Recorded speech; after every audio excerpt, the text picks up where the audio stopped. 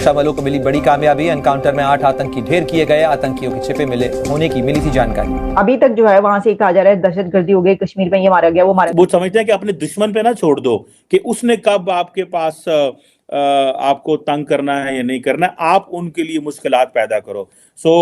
गुर्बत आ गई पाकिस्तान में कि जी भारत की तरफ से जो है ना वो आते हैं या अननोन गनमैन और फिर आके हमारे अनमोल रतन जो है इनको उड़ाकर, जितने राइट हैंड थे, जैसे मैंने पहले कहा, सारे राइट हैंड उड़ा दिए। अब लेफ्ट हैंड की बारी है, तो जितने लेफ्ट हैंड है ना वो तैयारी पकड़ ले। मेरा मसला, कोई चीज खरीदने के लिए आपके पास डॉलर नहीं है, एक्सपोर्ट करने के लिए प्रोडक्ट कोई नहीं है, सिवाय दहशतगर्दी और फ्रॉड के तीसरी तो चीज कोई नहीं आपके पास। और ये सारे जो लोग हैं ये भी हमने ही पैदा किए हैं कश्मीरी जिहाद के लिए। तो वो जिहाद ने हमें क्या फायदा दिया और इनको बनाने का क्या फायदा हुआ कि आज जो मुल्क है वो FATF में इनके बिना पर जा रहा है और पूरी दुनिया में बदनामी हो रही है। अगर कोई फायदा है तो उन लोगों को पता होगा जिन्होंने बनाया।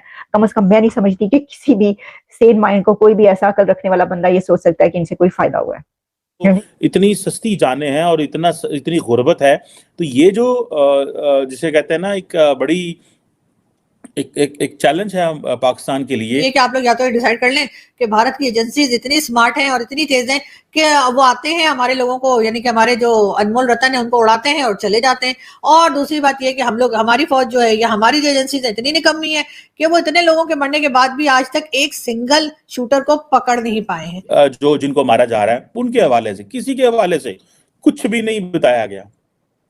ठीक है जी, कि हमने क्या कर रहे हैं और क्या नहीं कर रहे, बिल्कुल खामोशी है हमारी तरफ से। और ये जो ये जितनी भी किलिंग्स हो रही हैं और हम खामोश हैं। नहीं, दहशतगर्दों से ताल्लुकात नहीं हो सकते, उनके साथ डायलॉग नहीं हो सकता, उनके साथ आप रिलेशंस कायम नहीं कर सकते, उनको कौमी धारे में नहीं ला सकते। ऊपर द गवर्नमेंट ऑफ पाकिस्तान के वो जो अदारे जो इन चीज़ों को देखते हैं, they need to come up with a clear cut plan कि क्या ऐसे ही पाकिस्तानी मरते रहेंगे। अगर इंडिया उनको कह रहा है कि जी ये हमारे टारगेट हैं, आप कह सकते हैं कि वो लोग जो फॉर एग्जांपल इंडिया जिनको दहशतगर्द कहता है या इंडिया जिनको कहता है कि जी ठीक है ये कश्मीर में जहाद में इन्वॉल्व रहे हैं या जिनके ऊपर ग्लोबल केसेस हैं, उनको सजाएं दें और पाकिस्तान को वो सजाएं देनी चाहिए। अगर पाकिस्तान ये समझता है कि हमने साइलेंटली ही ऐसे बैक ट्रैक करते रहें, क्योंकि हम साइलेंटली बैक ट्रैक कर रहे हैं, खुली कोई पॉलिसी अडॉप्ट नहीं की, और वो कहते हैं स्टेट्स ऐसी करती हैं, स्टेट बताती नहीं है कि हम पहले जो है वो गलत काम कर रहे थे और अब हम सही कर रहे हैं, ऐसे तो फिर काम खराब हो जाएगा। सो ये जो क्वेश्चन है मेरे हिसाब से ये बड़ा इंपॉर्टेंट है। I believe that the Indians are deep inside Pakistan, they have their apparatus, they are making it through and they are getting the job done the way they want, where they want। और कल को वो किसी को कहीं पे भी वो जिसे वो कह सकते हैं ना दे कैन मरवा सकते हैं, इज अ पॉसिबिलिटी। लेकिन हमारी जो हुकूमत क्या कर रही है, बस आर्टिकल लिखवा रही है। घुस घुस के पाकिस्तान के शहरों में ऐसे जो कश्मीरी मुजाहिद कहलाए जाते थे उनको मार रही है और कई एक जो हलाकतें हुई हैं उसके पीछे जो है राह की साजिश है। और उनके लोग जो है वो आकर बाकायदा डेजिग्नेट किए जा रहे हैं और मुल्क के अंदर जो है वो मतलब मुल्क के अंदर पाकिस्तान के अंदर लोगों को मारते फिर रहे हैं रॉ के लोग। और हो रहा है ये सब दिन दहाड़े हो रहा है, कोई पकड़ नहीं रहा राह की साजिश कैसे चल रही है और वो कोई पकड़े नहीं जा रहे। नुकसान ही हुआ है और बहुत ज्यादा नुकसान हो गया है।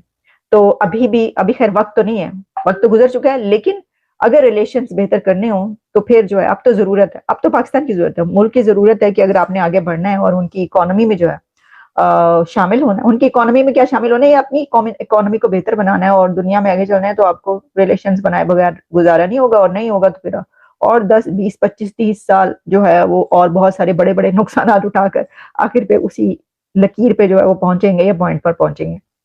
अभी तक एक आदमी भी ऐसा नहीं पकड़ा जिसको पकड़ के कहे कि हाँ जी ये हमने पकड़ा है, ये भारतीय है और ये आया था नॉन गनमैन है, और अब तो खैर नॉन हो गया तो पकड़ लिया तो नॉन हो गया ना, खैर कोई बात नहीं, अननोन गनमैन है और इसने जो है वो जैश ए मोहम्मद या कोई भी XYZ जो भी हमारे तो इतनी ज्यादा जो है ना वो रहते हैं ना क्या कहते हैं उसको, टेरर ऑर्गेनाइजेशंस हैं कि किस किस का नाम लूं मैं, तो खैर किसी ना किसी का बंदा फड़का दिया है और उसके बाद हमने से पकड़ लिया है। लेकिन खैर बहरहाल देखते हैं कि कब ये अननोन गनमैन जो है हाथ आता है और कब हम लोग ये कहते हैं कि जी ये इंडिया से आया है, और अगर इंडिया से नहीं आया अपना ही है तो फिर जाहिर चुप ही बैठे रहे, फिर तो कुछ भी बोलने की जरूरत नहीं है। तो फिर उछल उछल के ये क्यों बता रहे हैं कि जी इंडिया से जो है गनमैन आता है और उड़ा के चला जाता है, ये सब बोलने की क्या जरूरत है। खामोशी से काम करें और खिसके अपनी वहां से। लेकिन बहरहाल अब इतनी अकल कहाँ हम लोगों के अंदर है। मैं जो है कब तक आप लोगों को अकल सिखाती रहूं। आपने दुनिया को, इस्लामिक इमिग्रेशन ने दुनिया को घुटनों पर ले आए हैं, आप घुटनों पर ले आए हैं। माफिया मांग रही दुनिया आपसे, कहते खुदा। आपको पता है यूके के अंदर एक प्रोग्राम शुरू किया गया था जिसमें उन्होंने कहा था कि अपनी सिटीजनशिप बेचें या हमें दे दें, इतने पैसे लेकर आप वापस चले जाएं पाकिस्तान।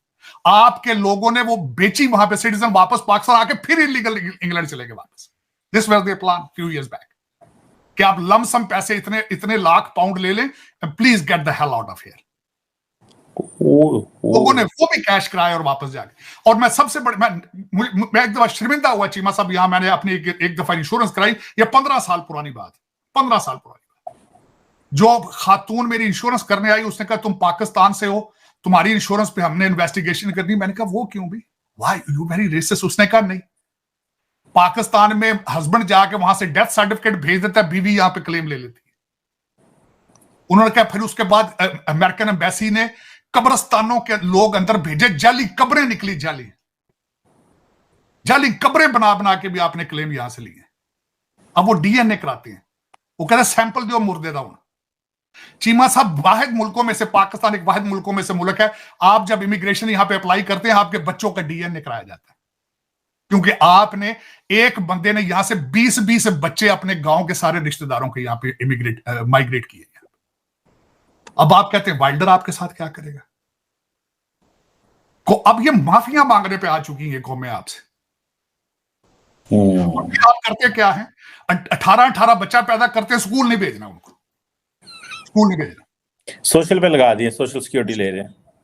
चीमा साहब यूरोपियन मुल्कों के अंदर सिंगल वुमेन को ज्यादा खर्चा मिलता है, पेपरों में डाइवोर्स दे देते हैं, बाप बच्चों को बताया जाता है कि अगर इन्वेस्टिगेटर आए तो उसको कहना ये तुम्हारी मां का बॉयफ्रेंड है, he is not your father. बच्चे दरवाजे पे इन्वेस्टिगेटर्स को कहते हैं कि he is not my father, he is my mother's boyfriend. तो मदर इज सिंगल है तो उसको पैसे। चीमा साहब वाइल्डर वहां क्या करेगा, क्या करेगा। और फिर आप उनके ऊपर एक और मैं आपको तड़का बताता हूं, अब मैं तड़का बताता हूं ना, चेरी ऑन अ केक। अल्लामा ताहिर कादरी ने फिर बड़े खूबसूरत तरीके से यूरोप में गया, उन्होंने कुरान की तालीम बड़े खूबसूरत तरीके से बेची है, खुद कैनेडियन सिटीजन है, live like a king, live like a